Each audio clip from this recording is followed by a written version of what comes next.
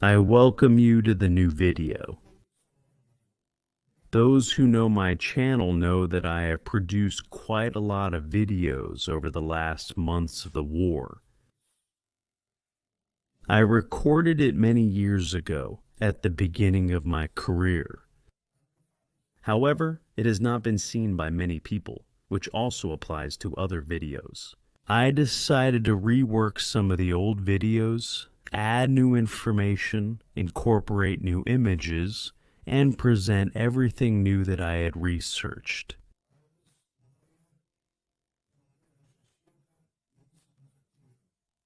Today's topic, the 7 Fallen Brothers. I deliberately chose this video as my first video in my review of the final months of the Second World War. This video most impressively shows the fates that individual people can experience in a war. Whether he was or is on the winning side or on the losing side. Because in wars and post-wars, there are only losers. So here is the video about the 7 sons of the Foggenreiter family from Wilshofen on the Danube. Almost every one of us has seen Spielberg's war film, Saving Private Ryan. The plot of the film, originally named Saving Private Ryan, is loosely based on a true event during the Allied invasion in Normandy in early June 1944. The search for the supposedly last surviving of the 4 brothers of the Nyland family from Tonawanda in New York State, serving in the United States forces. Fritz Nyland was then relocated back to the United States of America and lived in San Francisco until 1983. The basis for Fritz's transfer back to his homeland was the sole survivor policy, the military directive for the treatment of family members serving in the U.S. Armed Forces. While the rescue of the last Nyland brother took place in June 1944 during the course of the Allied invasion in Normandy, the sole survival policy had already been enacted by the United States War Department in November 1942, which, for example, brought back the brothers of fallen soldiers or did not send them to a combat zone in the first place. The Sullivan Law was prompted by the largest loss of related U.S. soldiers in the Second World War. The 5 Sullivan brothers from Iowa, 27-year-old George, 26-year-old Francis, 24-year-old Joseph, 23-year-old Madison, and 20-year-old Albert, who served together on the anti-aircraft cruiser Juno. It exploded and sank on November 13th, 1942, during the Battle of Guadalcanal, which lasted from August 7th, 1942 to February 9th, 1943, after 2 torpedo hits from the Japanese submarine, Yabao A-26, killing a total of 683 sailors, including the 5 Sullivan brothers. Shortly afterwards, the sole survival policy was enacted. However, the information found in some publications that brothers were no longer allowed to serve together on a ship or in a unit is a rumor, as this provision has never existed. What did exist, however, was the Graves Registration Service established by the Quartermaster Corps of the United States Army, which by the end of the war in 1945 had more than 30 active companies and 11 trains. And there was a law passed by the U.S. Congress requiring that the remains of GI soldiers who died on the European battlefield be repatriated to the United States upon request. This was taken up by the relatives of 171,000 of the fallen, or around 60% of the U.S. soldiers who died in the Second World War, who are now buried in their home communities. However, this was strictly forbidden for German soldiers who died in action during the war. In the Wehrmacht, Each unit was responsible for the burial of its fallen, and each regiment or battalion had to designate a burial command, with the execution to be supervised by a graves officer located at the higher command authority, with dignified burial also prescribed for enemy soldiers who had fallen. However, the fact that the dignified treatment of one's own fallen soldiers did not really work, at least since the beginning of the Eastern Campaign in 1941, was proven by the increasing number of complaints from relatives of German soldiers who had been killed in action, who were informed of the death of a relative more by hearsay or by the silent return of the fallen soldier's effects than by a letter from the responsible troop commander. This led the commander-in-chief of the army, General Walter von Brauchitsch, who was in office until December 1941, to issue a letter to all command posts instructing them to follow this procedure. There was also no sole survivor policy for the Wehrmacht's replacement authorities. And so it came to pass that between December 1941 and November 1943, within a period of 23 months, 7 sons of the Foggenreiter family from Wilshofen were killed in action, 5 of them between April and November of 1943 alone. Except for Franz Xaver, who died in Germany, their graves are in the East. Since the majority of them have not been found to this day, the video shows the registration numbers of their respective identification tags. Here is a sample example of an identification tag. Perhaps chance will help you shed light on one of these fates. All of the above-mentioned Franz Xaver and his brothers Rudolf, Willi, Hermann, Alois, Felix, and Ludwig came from Wilshofen and der Donau in Lower Bavaria, which at that time had a population of around 4,200. Their parents, Ludwig and Maria Foggenreiter, who lived on Kunstmühlstrasse, had 12 children, 4 daughters and 8 sons, of which the first 7 became victims of the war. The 8th, Joseph, was born in 1909 and had suffered an injury to his right hand in an accident at work that was so severe that he was transferred to the reserve after his medical examination and was not called up for military service. Joseph, pictured here with his parents, became a ferryman and boatman on the Danube after the war. The father of 10 children died at the age of 88 in Wilshofen. His father, Ludwig, born in 1880, had been a master fisherman on the Danube for many decades. His wife Maria, 4 years his junior, took care of the household and the growing brood of children. Their eldest son was born on May 23, 1908, and was given his father's first name, Ludwig. Since, until 1935, the only armed forces consisted of the Reichswehr, comprising 115,000 volunteers, including the Reichsmarine, Ludwig Jr. had not become a soldier. However, the general conscription was reintroduced on March 16, 1935, 2 years after Hitler's appointment as Führer and Reich Chancellor. But even after that, there is no evidence that Ludwig was called up for military service. In the meantime, he had also married and moved to Molsdorf in Thuringia with his wife Elsa Eller and their 2 daughters. But then the war came, and Ludwig was drafted into the 15th Recruit Company of the 325th Infantry Regiment. However, his regiment was disbanded on August 1, 1940, and then formed so-called Homeland Guard battalions, which, like the later state rifle battalions, were mainly used as guards in prisoner-of-war camps. By November 12, 1940, he had been promoted to private and transferred to the 2nd Company of the 571st Infantry Regiment, a unit in the ground-based 302nd Infantry Division stationed in Amiens, France, which, in memory of its successful deployment during the disastrous landing attempt with 2/3 Canadian troops in Dieppe in August 1942, bore a sailing ship in the Great Day. The Canadian soldiers who died were buried with full military honors by the Wehrmacht. After the war, the crosses had been replaced with stones by the Canadians. In October 1942, the 302nd Infantry Division had been reorganized into a frontline infantry division, which made Ludwig's infantry regiment become the 571st Grenadier Regiment. A short time later, the 302nd Infantry Division was then relocated to the Eastern Front in the Voroshilovgrad area in the Donetsk region, where it was initially assigned to the Army Group Don and then to the Army Group South.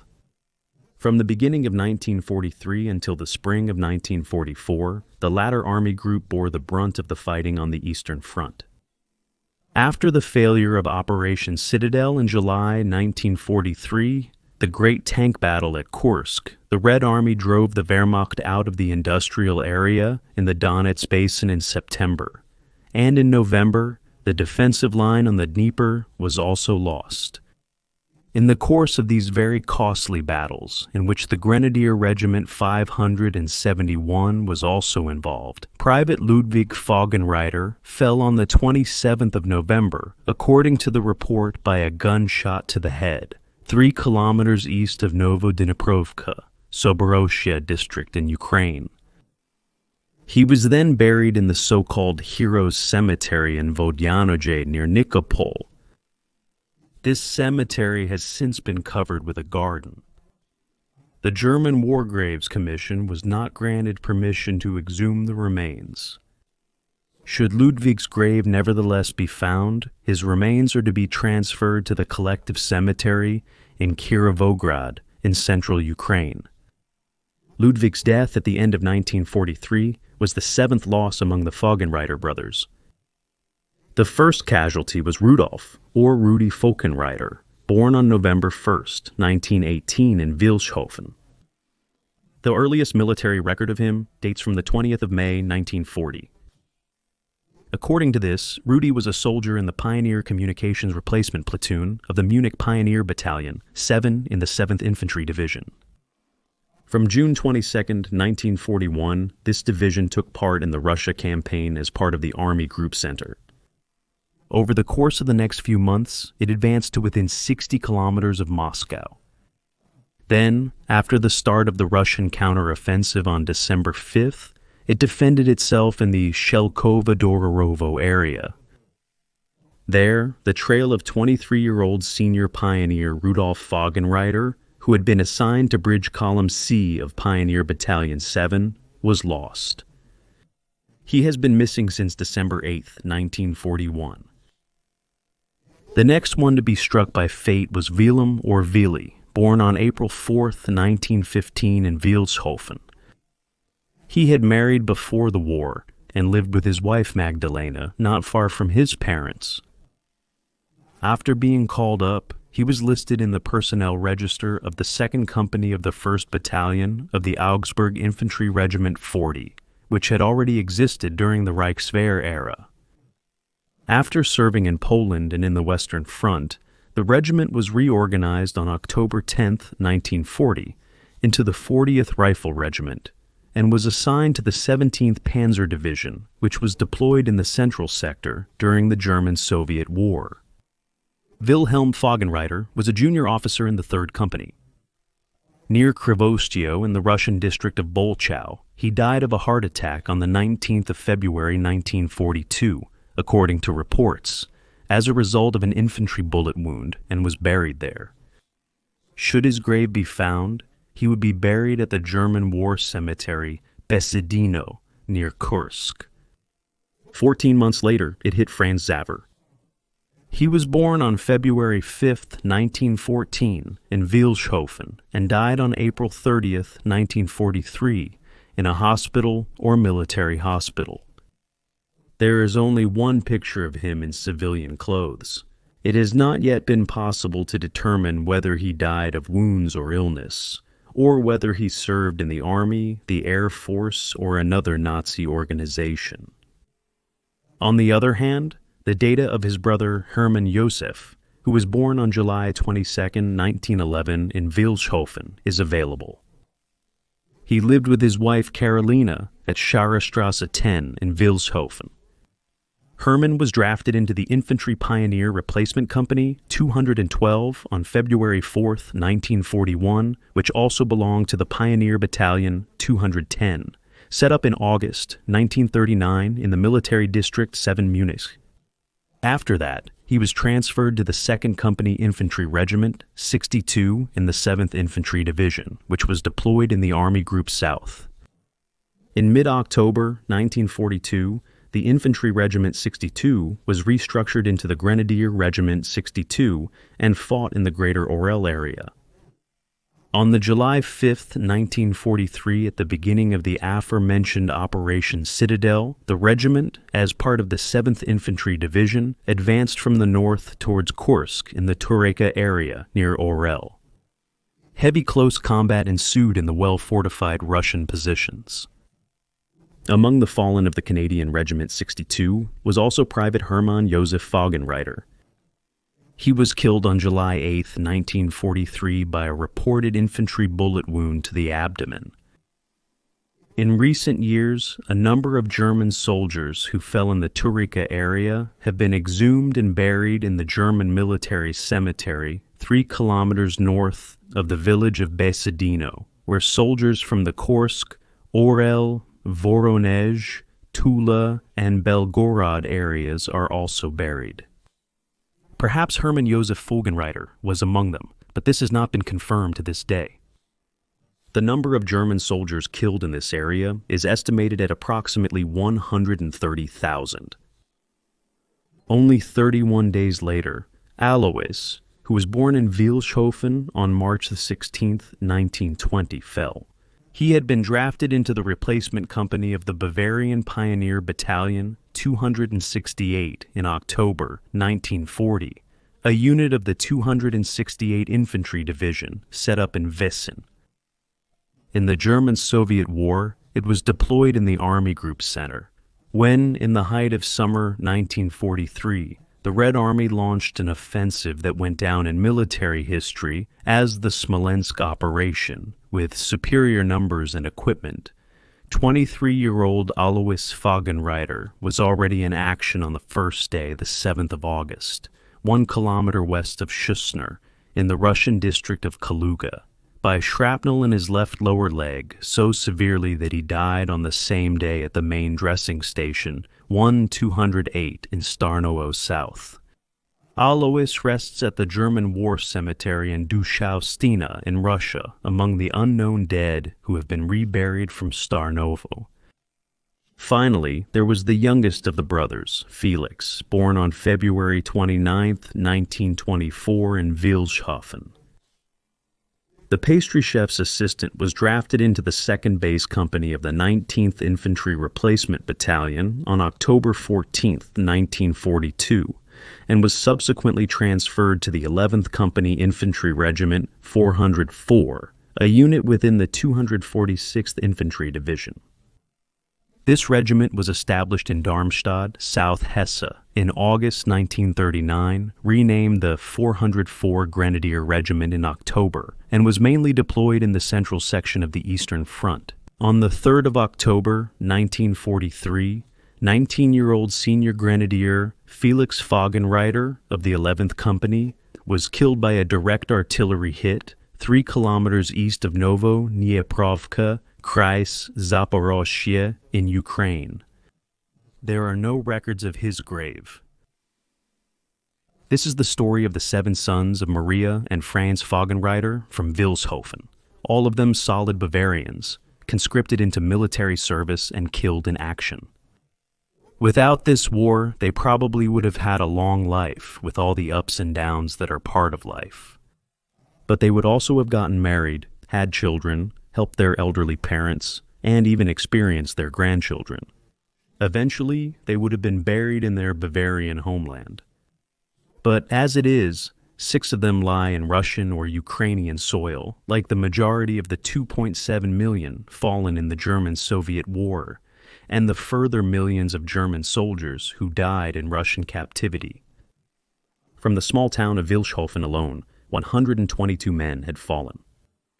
But when, after the war, Plaques with the pictures of the town's fallen soldiers were placed in the cemetery church of St. Barbara. The Foggenreiters were missing because the family was too poor to pay the 7 marks per name demanded by the photographer for the reproduction of the pictures. Previously, Father Ludwig had received 50 marks disability pension every month, and the couple received 7 marks per month for each fallen son, so together they received 104 marks. But according to the new federal supply law, the pension including other support could now not exceed 100 marks. And since the rental value of their modest little house also had to be deducted, the two were left with a mere 90 marks a month to live on. The death of their 7 sons was not a topic of conversation in the home of Ludwig and Maria Foggenreiter. And the surviving brother, Joseph Schwieg, also resented the families of the indifferent environment for the fact that neither the community nor the church administration had taken over the 49 marks. Then, after 60 years, a son of Joseph, Alois Foggenreiter, found in a cigar box the pictures of his 7 sons kept there by his grandfather Ludwig. Alois, pictured here with his sister in the cemetery church, then arranged for the pictures of his 7 uncles to be hung on the memorial wall in the cemetery church, together with photographs of the other fallen soldiers from the town. Unlike other parts of Germany, where fallen monuments are either dismantled, left to decay, or, as is repeatedly the case here, like the monument in Darmstadt in southern Hesse, which was defaced by Antifa members without any serious investigation, the situation in Bavaria is still largely the same as in other civilized countries. Although, as in Erlangen, leftists here repeatedly demonstrate their hatred for everything German. In Wilshofen, on Kapuzinerstrasse opposite the War Memorial for the fallen of the First World War, stands the monument for the dead of the Franco-Prussian War of 1870-71. The town has placed plaques on the border with the names of soldiers who fell in the Second World War, and in 1990 another with the names of 5 brothers who were killed in direct combat. Finally, the parish church of St. John the Baptist is a dignified memorial to the war victims of Wilshofen. The memorial book, which is open at the current date every day, also contains the names of Alois, Felix, Hermann, Wilhelm, and Ludwig, and of senior pioneer Rudolf Foggenreiter, who has been missing since December 8, 1940.